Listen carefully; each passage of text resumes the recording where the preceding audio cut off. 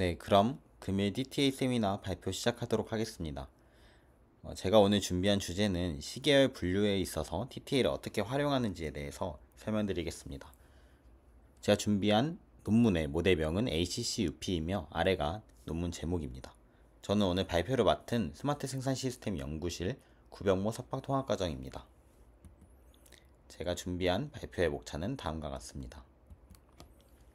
ACCUP는 올해 KDD에서 발표된 모델이고, 제목에서 제가 이 초록색 부분과 주황색 부분으로 표시를 해놨는데, 이 Augmented Contrastive Clustering 그리고 Uncertainty Aware Prototyping이 논문의 핵심입니다. 그래서 이 두 가지 꼭지로 이해해 주시면 되겠습니다. 먼저 Unsupervised Domain Adaptation 상황에 대해서 설명드리도록 하겠습니다. 타겟 데이터의 경우 레이블이 없는 상황이고, 이때 인베딩 스페이스 상에서 특징 표현을 얼라인 시켜서 도메인 시프트를 줄이는 방법이 Unsupervised Domain Adaptation 상황입니다. 이러한 경우 본질적으로 이 소스 도메인에 대한 접근은 학습 때 당연히 필요한 상황입니다. 하지만 개인정보 보호나 어떤 보안 문제 때문에 소스 도메인에 대한 접근이 안 되는 경우도 존재합니다. 사실 프리트레인된 모델만 있으면은 적용할 수 있으니까 타겟에 바로, 그래서 소스 도메인이 없는 상황도 존재할 수 있습니다. 그런 상황에서 이제 소스 프리 도메인 어댑테이션이 연구되었는데, 이게 이제 TTA랑 조금 헷갈릴 수도 있어서 이거부터 짚고 넘어가도록 하겠습니다. 소스 프리 도메인 어댑테이션과 테스트 타입 어댑테이션이 어떤 공통점이 있냐면은 도메인 시프트 상황을 처리하는 문제 방법들인데, 소스 데이터가 필요 없다는 점이 있습니다. 그리고 템포럴 다이나믹스도 고려할 수 있는 그런 모델이라고 생각해 주시면 됩니다. 하지만 SFDA 같은 경우는 이 온라인 상황이 안 됩니다. 즉, 적용시키기 위해서 모든 타겟 데이터가 사전에 수집되어야 합니다. 하지만 TTA는 이 데이터 스트림이 들어올 때마다 테스트를 진행할 때마다 점점 모델의 파라미터를 적응시키기 때문에 이 즉석에서 할 수 있습니다. 그래서 이 SFDA의 높은 훈련 비용을 우회할 수 있고, 새로운 정보에 대해서 계속해서 반응할 수 있습니다. TTA가 그러면 시계열에서 많이 연구됐냐 하면은 사실 그렇지는 않습니다. 왜냐면은 시계열에 직접적으로 TTA를 적용하기에는 두 가지 문제점이 있습니다. 첫 번째가 이 매그니튜드 베리어빌리티인데, 어떤 작동 조건, 센서 보정, 아니면 개인차 같은 요인들로 인해서 이 시계열 데이터의 진폭이 계속 변한다는 겁니다. 예시를 들어보자면은 똑같이 걷는 행위여도 어떤 사람은 걷는 속도가 되게 빠를 수도 있고 보폭이 넓을 수도 있지만, 누군가는 걷는 속도가 느리거나 아니면 보폭이 되게 좁거나 그럴 수도 있습니다. 그런 진폭이 다르다는 점과, 그리고 시계열은 다른 데이터와 다르게 이 본질적인 노이즈가 존재합니다. 그렇기 때문에 이 실제 패턴이 가려질 위험이 존재해서 컴퓨터 비전에서 성공했던 TTA를 직접적으로 적용하기는 어려웠습니다. 그래서 이제 이 논문은 키 퀘스천을 다음과 같이 설정했습니다. TTA 단계에서 어떻게 하면 효과적으로 이 시간적 특성의 부정적인 영향을 완화할 수 있을까? 이게 키 퀘스천입니다. 그래서 저자는 이 ACCUP라는 모델을 만들었는데, 두 가지 모듈로 생각해 주시면 되는데, 첫 번째가 이 Uncertainty Aware Prototypical Ensemble 모듈입니다. 이 모듈의 핵심은 그동안의 증강 기법과 다른 이 매그니튜드 워핑 증강 기법을 통해서 진폭 변화에 대응을 하고, 그리고 Uncertainty Aware Prototype이 진행한 다음에 이제 엔트로피 미니마이즈드 양상부 프레딕션, 이런 걸 진행해서 이제 더욱 신뢰성 있고 안정된 그런 템포럴 패턴을 찾아낼 수 있다 라고 주장합니다. 이에 대해서는 뒤에서 자세하게 설명드리도록 하겠습니다. 이렇게 함에도 불구하고 이제 불가피하게 노이지한 수도 라벨이 나올 수밖에 없다. 그렇게 노이지한 수도 라벨이 나오면은 테스트가 진행되면서 에러가 점점 축적되는 문제가 존재합니다. 그렇기 때문에 이 어그멘티드 컨트래스티브 클러스터링 전략을 통해서 저자는 이를 줄이고자 했습니다. 이에 대해서는 또 뒤에서 자세하게 설명드리도록 하겠습니다. 그래서 본 모델의 기여점은 이렇게 광범위한 시계열 데이터 적용에 있어서는 첫 번째 TTA 연구라고 주장을 합니다. 그러니까 어떤 도메인 스페시픽하지 않고 다양한 데이터에 적용한 연구라고 볼 수 있겠고, 이 앞서 첫 번째로 말한 Uncertainty Aware Prototypical 앙상블을 통해서 어떤 신뢰할 수 있는 시간적 패턴을 우선시할 수 있게 되었고, 수도라벨 품질도 개선했다. 그리고 수도라벨을 개선했지만 더욱 개선하는 것은 이제 어그멘티드 컨트래스티브 클러스터링을 통해서 특징 판별력을 향상시키고 이 오류 축적을 완화했다. 이 부분이 어떻게 보면은 그 대조학습을 활용한 그런 방법이라고 볼 수 있습니다. 그리고 다양한 이제 비교 실험을 진행했다. 먼저 방법론을 설명드리기 앞서서 몇 가지 개념을 백그라운드로 살펴보겠습니다. 첫 번째가 이제 시계열 증강 기법입니다. 시계열 증강 기법은 시계열의 특성을 보존하면서 새로운 변형 데이터를 생성하는 기법인데, 타임 도메인 기반과 이제 주파수 도메인 기반으로 나누어서 증강하기도 합니다. 타임 도메인 기반은 유명한 거는 이제 지터링, 즉 노이즈를 넣어주는 지터링 과정이 있겠고, 퍼뮤테이션 이렇게 뭐 섞어주는 과정이라든가 아니면 스케일링 그 정도를 바꿔주는 과정이 있겠는데, 저자는 이 중에서 이 매그니튜드 워핑 과정을 사용하기로 했습니다. 그리고 주파수 기반에서 증강하는 거는 먼저 FFT 변환을 통해서 증강하는 방법이나 아니면 시그널 정보를 시프트한다든가 아니면 특정 주파수를 지운다든가 마스킹한다든가 하는 과정이 존재합니다. 다음으로 이제 프로토티피컬 러닝에 대해서 설명드리도록 하겠습니다. 프로토티피컬 러닝의 그 정의를 살펴보면은 클래스 혹은 컨셉이 표현 공간 상에서 어떤 좀 중심적이거나 가장 대표격이 되는 일반적인 예시로 특징 지어지는 패러다임입니다. 그래서 퓨전 러닝이나 제로샷 러닝 혹은 컨티뉴얼 러닝 등에서 주로 활용되었습니다. 퓨샷 같은 경우는 예시들이 많지 않기 때문에 그들의 평균 인베딩을 만드는 게 중요하고, 그 평균 인베딩이 클래스 프로토타입이 돼서 이제 새로운 인스턴스가 들어왔을 때 비교하는 방식으로 분류 가업을 되게 단순하게 만들 수 있다고 합니다. 결론적으로는 어떤 컴팩트한 피처 스페이스를 만드는 데 집중하는 기법입니다. 네, 이제 방법론에 대해서 자세하게 설명드리도록 하겠습니다. 그 전에 이제 TTA 상황이기 때문에 이 문제 상황을 조금 다시 정의하도록 하겠습니다. 소스 데이터 같은 경우는 지금 라벨이 존재하는 상황이고, 타겟 데이터 같은 경우는 라벨이 존재하지 않는 상황입니다. 그리고 데이터는 단별량 데이터가 들어올 수도 있겠고 다별량 시계열 데이터가 들어올 수도 있겠습니다. 그리고 이거는 시계열 분류 문제이기 때문에 라벨이 어떤 카테고리 라벨로 주어집니다. 그리고 지금 모델 같은 경우는 G로 표현되어 있는데 G는 또 H.F로 표현되어 있습니다. H는 리니어 클래시파이어고 F는 피처 인코더입니다. 즉 표현을 추출한 다음에 그 표현을 어떤 리니어 클래시파이어에 넣어서 분류하겠다, 이런 모델이었고, 그렇게 해서 나온 아웃풋을 P로 표현을 했습니다. 앞서서 말한 것처럼 TTA는 이 소스 도메인 데이터에 접근이 불가능한 상황입니다.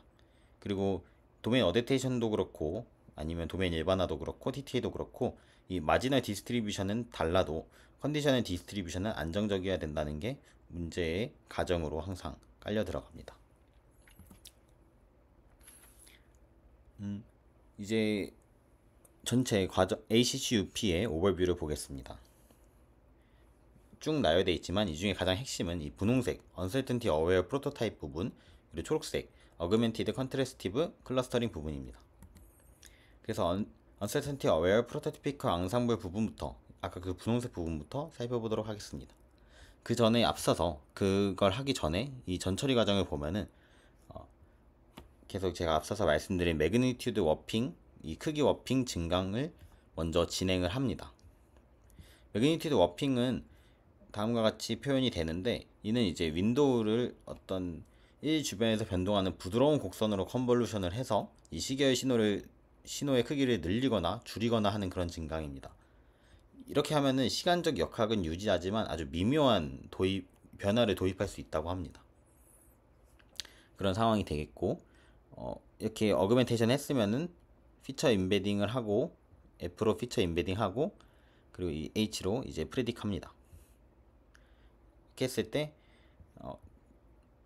그 피처랑 그리고 예측된 그 로짓이랑 둘 다 평균 내는 방식으로 앙상블을 하게 됩니다. 여기서 그냥 단순 평균을 냈는데 가중치를 다양하게 설정해서 실험을 진행해 봤는데 되게 이게 로버스트하게 잘 나와서 사실상 그냥 2로 나눠주는 게 가장 심플하고 좋다고 합니다. 이제 Uncertainty Aware 프로토타입에 대해서 자세하게 설명드리도록 하겠습니다. 해당 모듈의 목적은 이제 신뢰할 수 있는 시간적 패턴의 우선순위를 결정하겠다는 겁니다. 앞서서 프로토타입이 되게 컴팩트한 피처 스페이스를 만드는 거라 했는데 왜 프로토타입을 활용하냐 하면은 프로토타입은 아웃라이어에 민감하지 않고 그리고 모든 카테고리를 동등하게 볼 수 있습니다. 뭐 특정 카테고리에 불균형이 있다고 해서 그쪽으로 더 예측하게 되고 그렇지는 않습니다. 시계열 데이터가 꽤나 노이즈하고 클래스 임밸런스하기 때문에 이 프로토타입과 비교하는 것이 상당히 효과적입니다.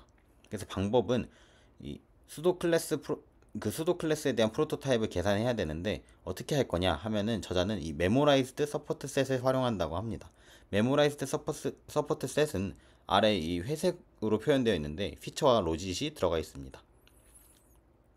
그래서 먼저 메모라이즈 서포트 셋을 만들어야 되는데 처음에는 이제 없기 때문에 데이터가 아직 이 피처와 로짓이 저장되어 있지 않기 때문에 그냥 프리트레인된 소스 모델 선형 분류기에 집어넣습니다. 그래서 이제 타겟 도메인이 도착해서 집어넣으면은 이 앞서서 만든 그 매그니튜드 워핑을 진행해서 그냥 2로 나눠가지고 앙상블을 해서 만든 이 피처와 로짓을 추가하게 됩니다. 이때 어떻게 추가할 거냐 하면은 이 엔트로피를 사용해서 엔트로피를 이렇게 사용해서 이제 각 범주에서 가장 낮은 엔트로피, 즉 신뢰도가 가장 높은 엔트로피를 가진 K개 샘플들만 유지하도록 합니다. 네, 그렇게 해서 이제 필터링을 진행하게 되고 그렇게 필터링된 피처 임베딩의 중심이 각 범주의 프로토타입이 됩니다. 네, 그래서 오른쪽과 같이 표현이 됐습니다. 그렇게 했을 때 이제 앞으로 테스트 시에 어떤 새로운 샘플이 들어오면은 어떤 식으로 이 범주 로짓을 예측하냐 하면은 이 메모라이즈 서포트 셋에 구해놨던 피처 임베딩의 중심 그러니까 즉 범주의 프로토타입과 거리를 계산함으로써 해당 샘플의 범주를 예측하게 되는 것입니다. 네, 이렇게만 해도 되지만 이제 한 가지 조금 더 수도 라벨의 품질을 개선하기 위해 이 엔트로피를 비교하는 부분도 만들어 놓습니다. 그래서 방법은 어떻게 하냐 하면은 이 앞서서 만든 어그멘티드 앙상블 모듈과 그리고 이제 언설턴티 어웨어 프로토타입 분류에서 얻은 예측값을 각각 엔트로피를 기준으로 선택적으로 결합합니다.